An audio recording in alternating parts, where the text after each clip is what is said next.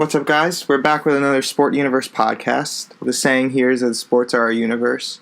However, for this podcast, we're just going to be focusing on the NBA because not a lot has happened in the whole world of sports except for the NBA.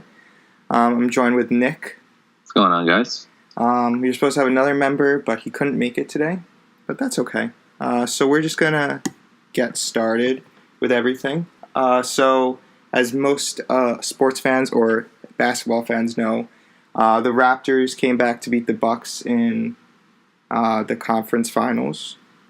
And so now it's going to be Raptors-Warriors in the NBA Finals, which me and Nick both said last time was not going to happen, and it was going to be Bucks-Warriors, but things changed, and we are not, or at least I'm not the smartest when it comes to picking or predicting things like that.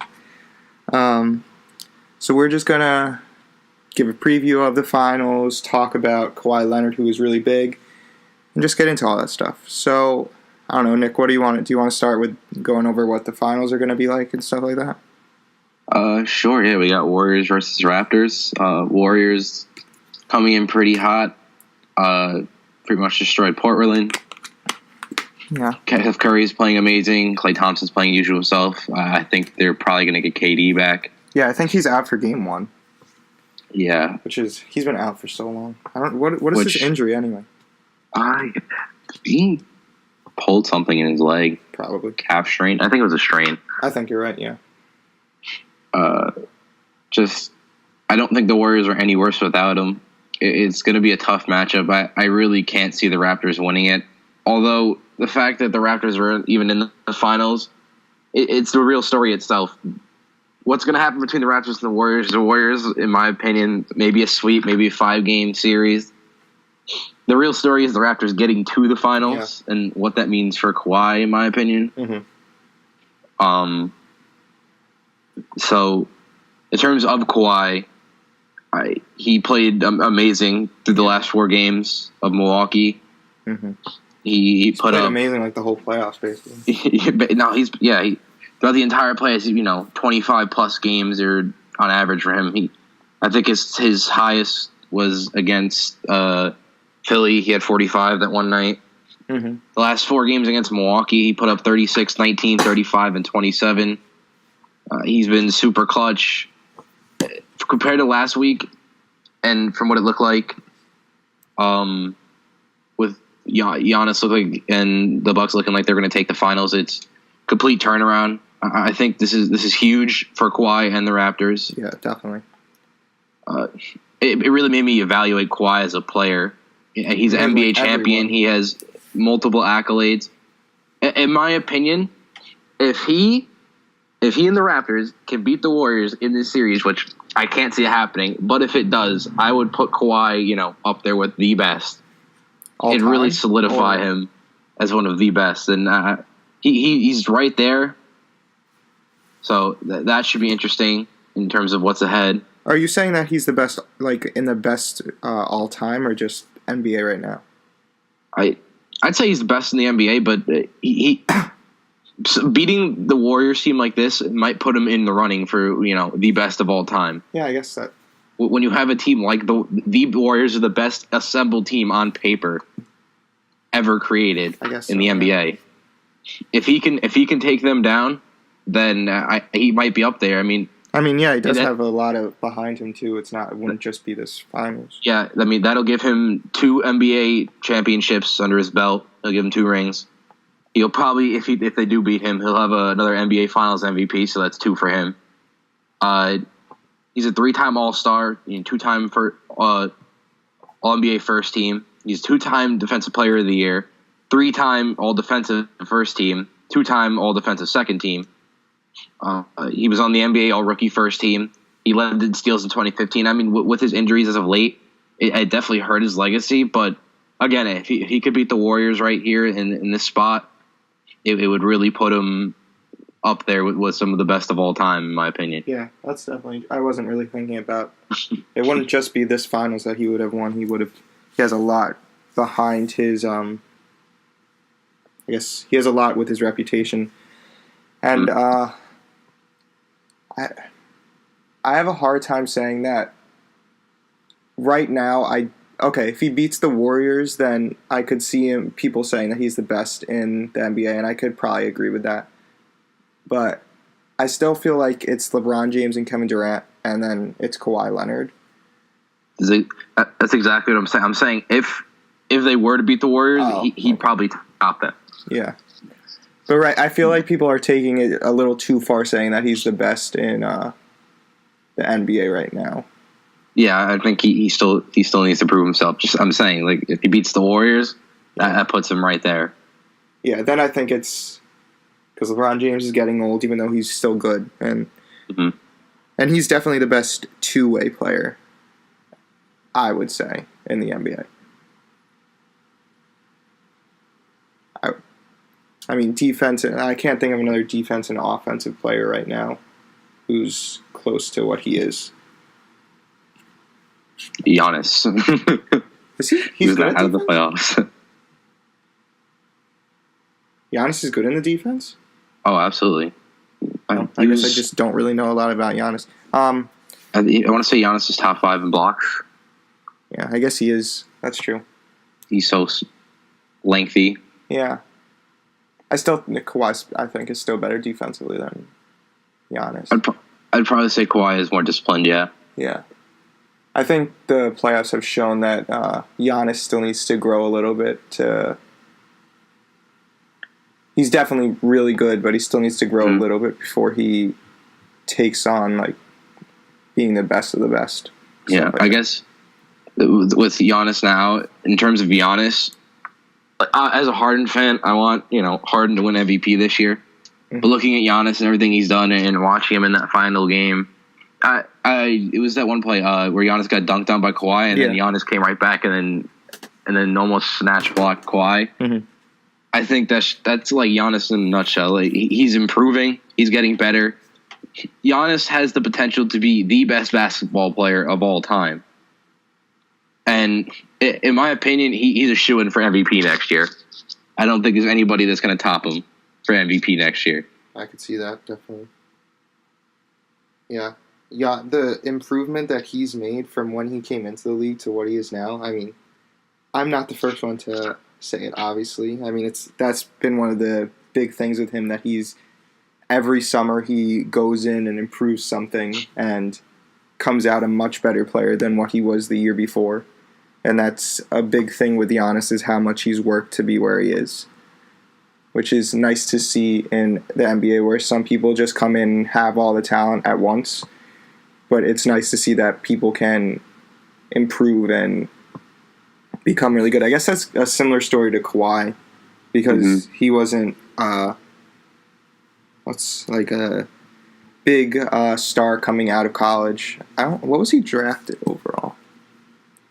Definitely nothing high. Do you know? He was the 15th overall pick in 2011. Yeah. By the Pacers. Yeah. So he was traded right to the Spurs. I was watching First Take, and Max Kellerman basically said the same thing, that hasn't been a lot of players who come out of nowhere and get to the level that Kawhi Leonard has got to in any of the major sports. Mm-hmm. And that just goes to show his work ethic and everything. Mm-hmm. I'll talk about the finals for a little bit. You did that, so I can talk about what I think is going to happen. I feel like, for some reason, I have this feeling that the Raptors could make, like, the series actually interesting, and more interesting than it's been. I guess because it's just been Cavs Warriors for the last how many years, and I feel like people. I mean, I guess it's because no one really pays attention to the Warriors, because, like, everyone expects them to do really good. But I feel like there's something about how good Kawhi Leonard's doing that he could definitely win 1 or 2 games against the Warriors and make it interesting. I still think the Warriors are going to win, but I feel like it's going to be a much more interesting series than it has been in the finals for the past years. Yeah, if the Raptors can match up well again, I think they could come out with a win, maybe 2. Mm-hmm. But it's just that the Warriors have so much firepower. It's so hard, because you could put Kawhi on Curry or Clay, Siakam's got to hold down Draymond. The Warriors are just so superior to every other team. Again, this is the Warriors last year, so the face of the NBA is changing after this year. Mm-hmm. The Warriors can't afford to keep KD and Clay at the same time. It's going to be the Knicks next year. Or the Rockets. So I think Kawhi's going to put up a fight, but I just don't see how they come out with a win with a ring here. But if Kawhi puts the team on his back and he does it, then all credit to him. Yeah, that basically anyone who's not a Warriors fan is rooting for the Raptors in this series, except yeah. I was gonna say something. I mean, the Raptors have Kyle Lowry and Kawhi Leonard, but that's 5 stars compared to 2 stars, so that's definitely an uphill battle for any team. And Kawhi Leonard's still kind of a little injured. You could tell that he's still not 100%, but he's playing the best he's ever played. So that's, you don't know what Kawhi Leonard could do. I was gonna say something interesting. Yeah, whatever. I'll just skip whatever I was gonna say. Oh yeah, that was what I was gonna say. Nick Nurse, who's the coach of the Raptors, he could be kind of like an X factor. I mean, coaches don't have that much to do with sports. It's just been becoming less and less. But he showed in the Raptors Bucks series that he has a head on his shoulders, and he was the one who put Kawhi Leonard on Giannis, and that basically changed the series. So he could be a little bit of an X factor going into the series. I still don't think it's going to do much, but it's definitely something interesting to look at, the rise of Nick Nurse and everything he's done. Mm-hmm. I see that. Yeah. So you said you think Giannis is a lock in the MVP next year? See anybody could top him, especially coming out of this series. I don't feel like there's any player that's as close to MVP as him and wants it as bad as him. Yeah. I mean, it seems that no player really has the work ethic that he does, except for maybe Kawhi. I could see it's one of the reasons I would have loved to see the Raptors and Bucks go to Game 7. I feel like Bucks and Raptors is a better series than Warriors Raptors is going to be. Yeah, I mean, I feel that any series that involves the Warriors, as they are right now, is better than that, because the Warriors. It's crazy. So the Warriors swept in the Western Conference Finals. Yeah, I mean, without KD, it's so annoying how good they are, but it's going to be over soon, which is nice. When this isn't really related to anything we're going to talk about, but when the Heat got their big 3, that changed the face of the NBA. It just became about super teams, and that made the NBA less fun, in my opinion. Because I thought it was before that. It's always been super teams. I guess, depending on when you draft or whatnot, but the Celtics won one. There's always a debate of super teams. Yeah, I guess so. It's not really a super team, in my opinion, until you start taking pay cuts, like the Warriors did. Yeah. I mean, because all 5 starters on the Warriors, went healthy, including DeMarcus Cousins. They all could get max contracts, and super maxes and whatnot. But obviously, they took pay cuts to play together. Where I feel like the Heat had a lot of money, and that's why they were able to pick up LeBron, and they drafted Wade, and they picked up Bosh beforehand. So, I just feel like after the Heat did that, it became you had to have a super team to really do anything. No, yeah, I see what you're saying. Yeah, and the Bucks are kind of. I mean, there's been other teams in the past, but the Bucks are kind of showing that maybe the super team era is kind of ending and dying down, and can go back to having just maybe definitely 1 or 2 stars that can take your team to a championship. Mm-hmm. I don't know when that's going to end. Basically talks about everything that I can think of for the NBA. Yeah. Maybe we'll get into other sports then. Maybe we'll make it a segment that we talk about our Mets and Yankees till the season's over. I don't know. We'll see. But, okay, I'll talk about the Mets. The Mets actually had a really good week, which was very surprising. They swept the Nationals in a 4-game series.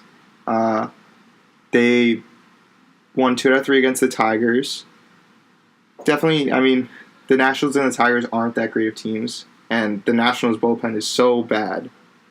I think it's like if they continue the way they're doing for the rest of the season, they're like the worst bullpen ever, or it's some stat like that, which is crazy. But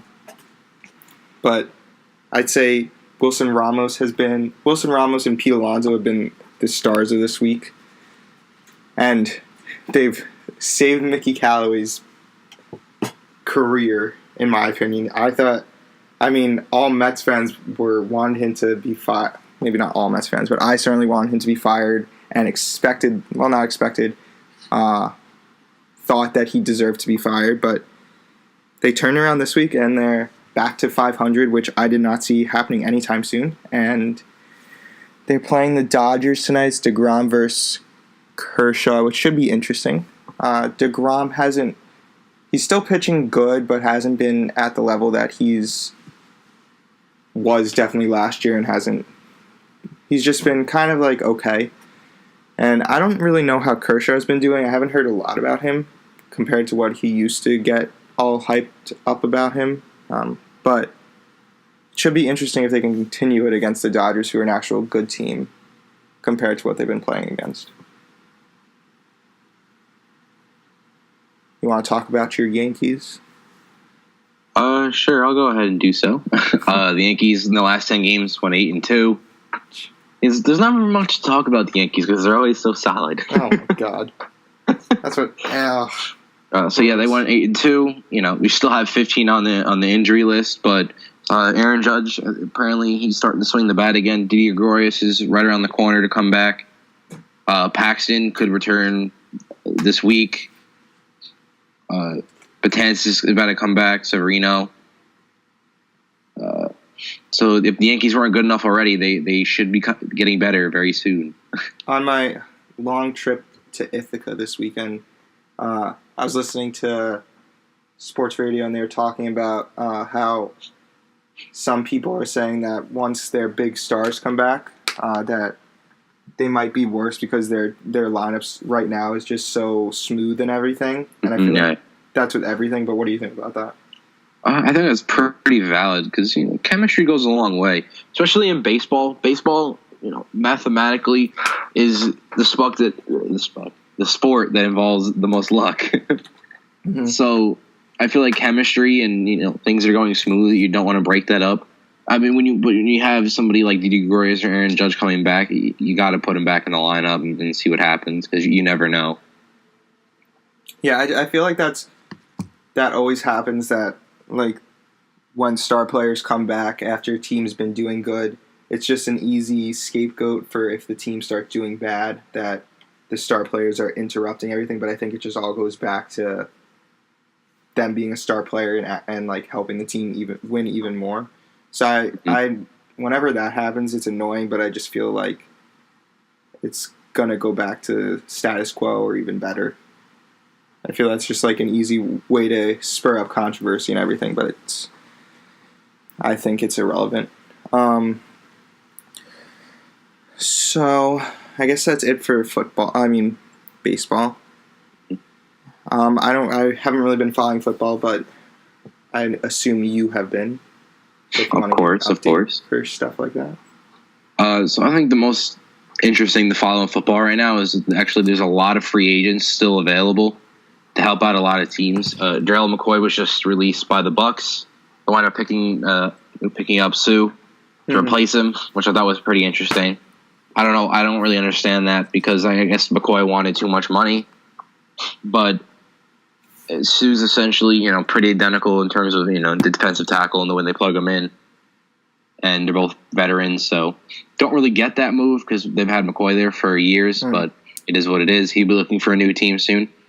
Looking this morning, Eric Berry's still on the market, with his cancer. He's been battling back and forth, but I mean, he's still an absolutely solid player. Yeah. I expect the team, maybe the Cowboys, to pick him up because, they've been in the market for a safety for a while. Mm-hmm. Michael Crabtree is still on the board. And, How old is Crabtree now? He's been. I don't even know, but again, all veterans, but all still really solid. Orlando Scandrick, Darren Sproles is on the market. Oh, Darren Sproles. Oh, he's only 31. Wow. Okay, I thought he was older than that. I just always heard his name. There's a lot of veteran talent still on the market, and I think it's something to watch as the weeks go on to see who picks up what. Yeah. Similar to what's going on in baseball. I wonder if the thing about not signing players for a while is going to go into other sports. Yeah. I mean, I don't really follow football if it's not the Jets, so I don't really have anything to say on that topic. I wanted our third co-host to be here because he actually follows hockey. Do you follow hockey at all? Somewhat. I know that I'm more of an Islanders fan. The Islanders just signed Brock Nelson. They brought up through AAA and whatnot through the Bridgeport Tigers. Brock Nelson. They signed him to a 6-year, $36 million deal. And I'm not too informed on the contracts, but looking through some articles and whatnot, apparently they signed him to a pretty good deal. I know he's been pretty productive since they got him, so that's what I could say about the Islanders. They also re-signed somebody else, I think, for a good price too. Yeah, I was just going to talk about the finals. I mean, it's the Blues versus the Bruins. Oh, yeah. Yeah. The finals are coming up in hockey. I mean, once again, it's the same thing. If it's not the Rangers, I don't really care. Yeah, that's kind of how I feel about hockey with the Islanders. Yeah, I mean, our third person wrote an article on hockey, and I assume he'd have something to say about the finals. I know the Bruins have some curse on them that they haven't, but they have won recently. So I don't really have much to say about the hockey. Just stay tuned for the finals. I don't even know if it started. I don't think it did. Maybe it did. Whatever. You have any final words to say? Not really. Yeah. Again, we're still improving, guys. Yeah. We're hoping to get it more and more structured, and hopefully as we grow a little bit, we'll get some fan feedback. What do you want to hear about? As the summer goes on, there'll probably be more news. Yeah, this was a tough week. It was only basketball stuff, so there wasn't much to say. But yeah, thanks for listening. Thanks to Nick for being here. No problem. Once again, check out our videos on YouTube. There's a new one going up today about the Warriors, and then Wednesday there should be one up about the Raptors. Check out our articles on ThSportUniverse.com. And if you have any interest in joining either writing or editing videos for us, contact us at ThSportUniverse2019 at gmail.com. And thanks for listening.